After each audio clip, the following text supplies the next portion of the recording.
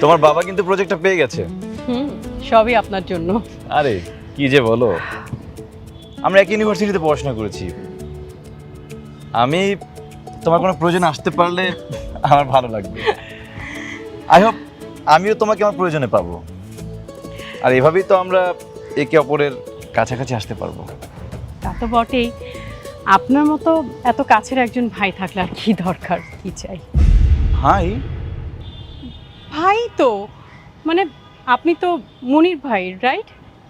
সেটা ঠিক আছে, কিন্তু আমি বলছিলাম আমরা কি আমাদের সম্পর্কটাকে আরেক ধাপ এগিয়ে নিয়ে যেতে পারি কিনা। আমি বুঝতে পারছি আপনি কি বলতে চাইছেন। আপনি যার লাইফ পার্টনার হবেন সে অনেক হ্যাপি হবে লাইফে, কিন্তু কি আসলে আমি আমার লাইফে একটা ধাক্কা খেয়েছি, আপনি একটা অ্যাক্সিডেন্টের শিকার। ইন দ্যাট কেস আমার মনে হয় আমাদের এই বিষয়টা নিয়ে আরেকটু সময় নেওয়া উচিত। ঠিক আছে, মানে সিদ্ধান্তটা সময় নিয়ে নিলেও আমরা দুজন দুজনকে নিয়ে ভাবতে পারি কিনা সেটা বলছিলাম। ইন দ্যাট কেস আমরা সিচুয়েশনশিপে থাকতে পারি।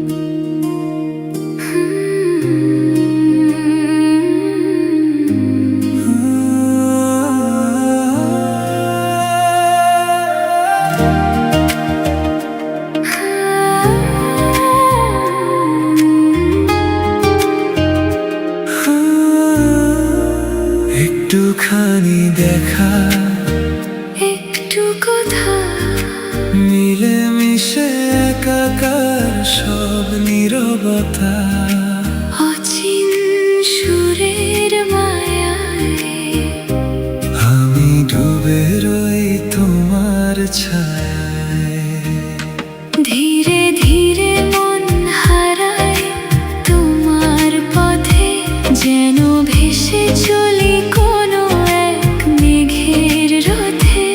আকুল হয়ে ডাকি তোমায় মনে মনে, বলবো যা ছিল জমানো গোপনে। তুমি আমার সেই অজানার গান, প্রাণের মাঝে যার চির অম্লান স্থান। জানো, এই ঘরে না আমার দম বন্ধ হয়ে আসে, আমার কিচ্ছু ভালো লাগে না। I really miss you. তুমি কোনো চিন্তা করো না, ওকে খুব দ্রুত আমি ডিভোর্স দিয়ে তোমাকে এখানে নিয়ে আসবো। আই মিস ইউ, সত্যি। তুই এটা কি করছিস?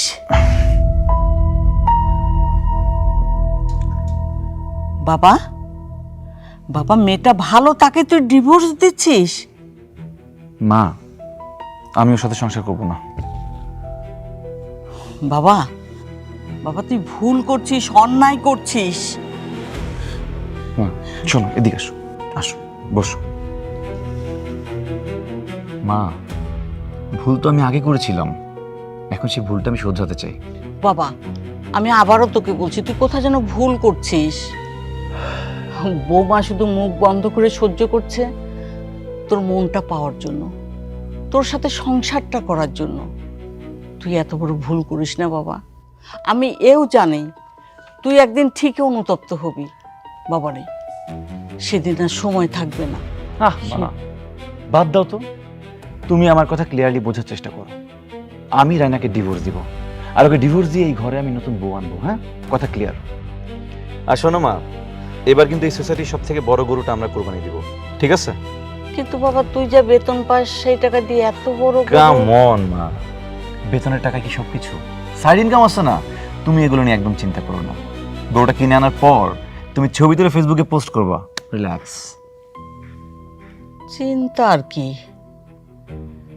লোক দেখানো কোরবানি দেওয়ার চেয়ে নিজের সামর্থ্য মতো কোরবানি দেয়াই উত্তম।